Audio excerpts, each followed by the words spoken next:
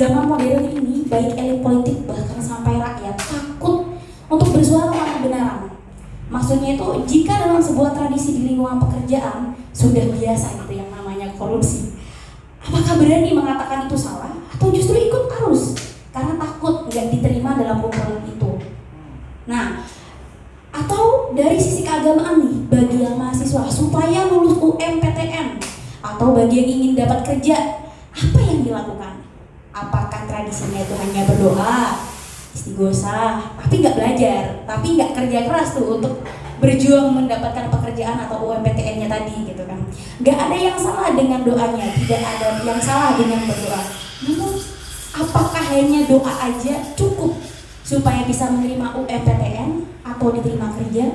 Terima kasih. Pertanyaan panjang ya. Namun saya tuh ingin selalu mencoba menjawab itu bukan dari perspektif teori saja, namun dari perspektif praktis, dan kalau bisa itu praktek-praktek yang memang saya sebagai individu ataupun sebagai organisasi, berbagai organisasi yang sudah saya pimpin dan saya dirikan itu yang sudah lakukan. Jadi harapannya yang saya selalu ingin sampaikan kepada kawan-kawan, baik itu di media sosial, mungkin yang sedang nonton di live TikTok dan ataupun yang sedang ada di sini, abang-abangku semuanya, mohon izin tidak bermaksud menggurui juga. Itu sebuah praktis yang memang sudah pernah saya lakukan. Mungkin saya sambil ingatkan juga kalau misalnya pertanyaan nanti lupa. Jadi intinya, pertama, saya selalu melihat dan memandang bahwa kita tidak usah berbicara di Indonesia, tidak usah berbicara di Kalimantan Selatan. Kita ngomong dulu di tanah bumbu bahwa kita tentu yakin dan percaya dan menyadari bahwa tanah bumbu ini tidak kekurangan orang pintar kok sebenarnya. Meskipun mungkin mereka berada di lingkup-lingkup yang terpisah-pisah, yang dalam artian itu tidak merata. Iya, tapi pada dasarnya notabene orang pintar di tanah bumbu itu banyak sekali, dan saya yakin abang-abangku di sini juga tidak kalah pintar dari saya. Mungkin di sini kesempatannya saja ulun baru di depan seperti itu. Jadi satu, tanah bumbu tidak kekurangan orang pintar, Indonesia tidak kekurangan orang-orang pintar. Namun saya setuju juga bahwa Indonesia dan tanah bumbu secara khusus itu kekurangan orang-orang yang berani, orang-orang yang takut untuk berpikir, orang-orang yang takut untuk berbicara, orang-orang yang takut untuk praktek.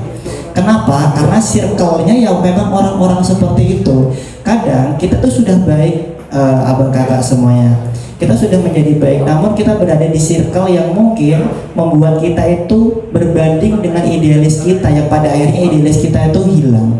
Itu terjadi baik itu di tataran pemerintahan, di tataran legislatif, bahkan di tataran organisasi yang masih kecil sekalipun, yang pada akhirnya yang kadang kita sebagai anak muda fokus pada idealisme kita ingin membangun tanah bumbu dengan berbagai latar belakang kita. Ada yang latar belakangnya akademik, ada latar belakangnya sebagai seorang entrepreneur, arsitek dan lain sebagainya.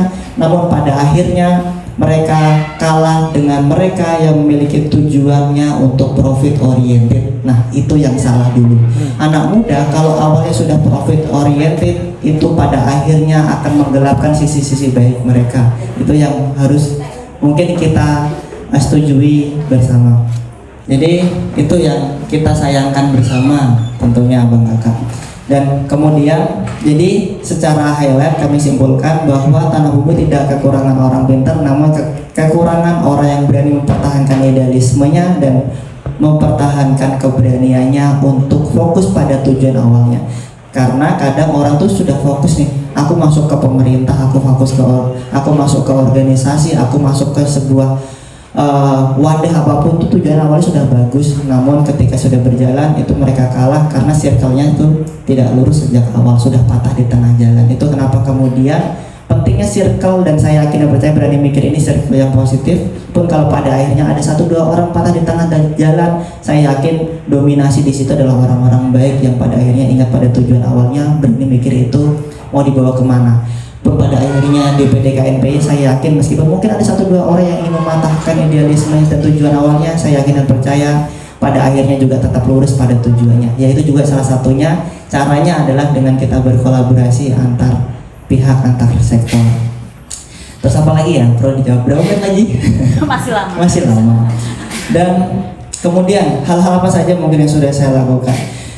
Saya gini, mungkin saya akan bercerita sedikit disclaimer terkait latar belakang saya, meskipun tadi sudah di mention sedikit oleh kakak moderator. Saya memang latar belakangnya sebagai seorang debater. Saya kebetulan diamanahi dan dianugerahi Tuhan sebagai 6 kali juara 1 nasional lah Bang Kakak. Terima kasih banyak. Dan itu prestasi sebenarnya. Nah, saya selalu membedakan antara prestasi dan karya. Prestasi itu kebaikan dan hasilnya itu kadang untuk kita sendiri.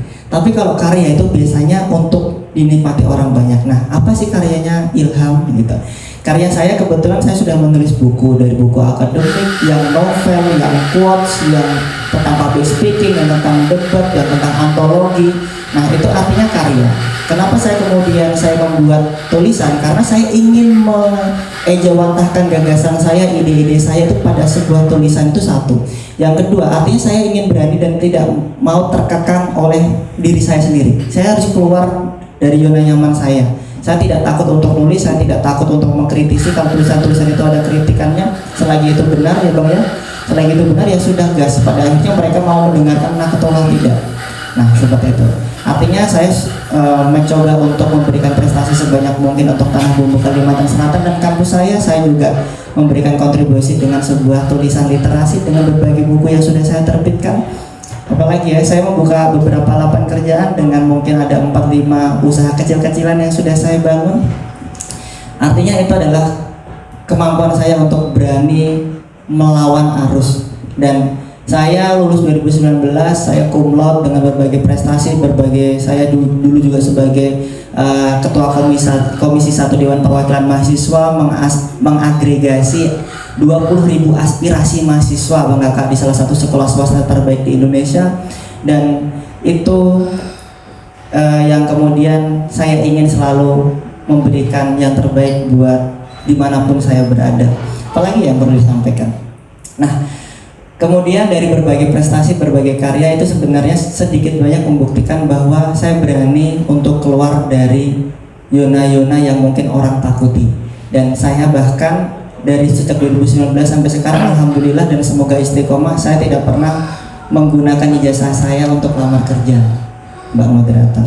Jadi alhamdulillah malah yang datang orang lamar kerja seperti itu. Meskipun ya memang kami masih UMKM sebenarnya, tapi tujuan saya selalu bilang ke anak muda jangan cari kerja, tapi anak muda harus menciptakan lapangan kerja sebanyak mungkin, karena anak muda itu gudangnya kreativitas. Energi ini yang bisa diajari oleh Bang Andi Rustianto nih kalau nonton. Abang Andi itu bilang gini, energi yang dimiliki oleh anak muda itu besar. Ini kita belum ngomong positif negatif, itu besar. Nah, energi yang besar ini mau dibawa kemana itu tergantung kita. Mau dibawa ke dugem, mau dibawa ke karaoke, atau dibawa untuk diskusi-diskusi seperti ini, atau buat gerakan-gerakan literasi, gerakan-gerakan kepemudaan, itu terserah kita mau dibawa kemana. Makanya energi yang muda saya miliki, saya belum usia 30 tahun, saya masih 27 tahun, artinya saya masih cukup muda untuk tetap mengemban idealis ini, untuk membangun Tanah Bumbu, untuk membangun Indonesia. Dan saya pun senantiasa berkolaborasi dan bermitra dengan berbagai instansi. Saya buat organisasi namanya Pejuang Literasi Tanah Bumbu dengan berbagai prestasi yang sudah kami dapatkan. Kami di Pelita, Pejuang Literasi Tanah Bumbu atau disingkat dengan Pelita, Bang Eki, itu sebagai organisasi yang aktif berliterasi, salah satu paling aktif di Kalimantan Selatan, juga dapat penghargaan dari Bupati, dan kami juga juara 1 di Duta Pemuda Kalimantan Selatan dengan membawa keliterasian itu. Dan tentunya ada gerakan-gerakan itu, dan juga dari gerakan yang kami buat di Pejuang Literasi Tanah Bumbu itu menghantarkan Pelita sebagai inovator terbaik di Tanah Bumbu, mengalahkan 56 inovator di Tanah Bumbu di 2020. Banyak gerakan-gerakan, dan artinya akhirnya kami juga berkolaborasi, bermitra dengan berbagai organisasi, berbagai instansi dengan niat dan ikhtiar baik kami dilihat oleh Bang Andi Rustianto. Kemarin kami menyampaikan baru kemarin menyampaikan pendidikan politik di Kesbangpol Kota Baru selama 2 hari di sana, berbicara tentang pendidikan politik dengan kawan-kawan Kesbangpol, dengan pemuda anak muda Kota Baru, dan berbagai hal lainnya yang pada akhirnya juga kadang kita juga diberikan anggaran. Nah, ini contoh konkret yang mungkin saya bisa lakukan. Kami dan khususnya saya kadang diberikan anggaran oleh pemerintah itu untuk membelanjakan sesuatu. Nah, kadang ini kita mau belak-belakan apa rem-rem ya? Dan rem-rem atau gas-gas ya? Gas-gas ya, tapi mohon nanti kalau kenapa-napa. Tapi sudah biasa bangun. Pola pikir hati-hati. Pola pikir stakeholder di Tanah Bumbu, saya tidak nyebutkan siapa. Pola pikir stakeholder Tanah Bumbu ketika diberikan anggaran tak sekian ratus juta, puluhan juta, sekian miliar, itu yang ada di benak mereka kebanyakan adalah, insya Allah tidak ada yang di sini, adalah aku dapat berapa? Betul tidak? Bang. Iya. Padahal idealnya ketika kita diberikan amanah itu, kita nih diberikan amanah oleh pemerintah, dijalankan oleh pelita, dapat pokir deh misalnya. Harusnya pola pikirnya adalah apa dengan anggaran tersebut, apa yang bisa aku lakukan untuk mencerdaskan Tanah Bumbu. Itu harus pola pikir yang harus dipegang. Maksudnya, itu saya suarakan sekali dan saya selalu promosikan hal itu. Pola pikir kalau misalnya kita nih ada anggaran 1 miliar misalnya, berapa ya kira-kira bisa aku dapatkan? Itu sudah hancur. Dan ketika sudah seperti itu, nanti yang lain ngikut. Beliau dapat ini, aku masa enggak? Akhirnya yang kepake berapa persen aja, yang pada akhirnya ya yang dirasakan oleh masyarakat yang harusnya bisa dirasakan secara holistik, secara menyeluruh, namun hanya separuh ataupun bahkan sekian persennya yang masuk ke mereka. Itu yang harus kita berantas. Dan salah satu caranya adalah ketika saya membelanjakan, abang kakak, di sini saya mau videokan. Meskipun mungkin uangnya masih kecil, berjutaan, belum sampai puluhan, mungkin saya videokan, saya dokumentasikan. Sebelum saya video detail dan saya tidak hanya video, namun saya upload di media sosial saya sebagai bentuk tanggung jawab saya kepada pemerintah, tanggung jawab saya kepada masyarakat, bahwa uang yang diberikan oleh pemerintah sekian, saya belanjakan sekian, bahkan kurang, sebisa mungkin pakai uang saya kalau kurang. Jadi sebisa mungkin saya tidak mau ngambil meskipun Rp1.000. Insya Allah aman istriku. Tidak ada uang Rp1.000 pun yang masuk dalam rumah kita, yang itu haram kayak gitu. Mungkin gitu dulu deh. Intinya nanti yang lain juga bisa. Terima kasih.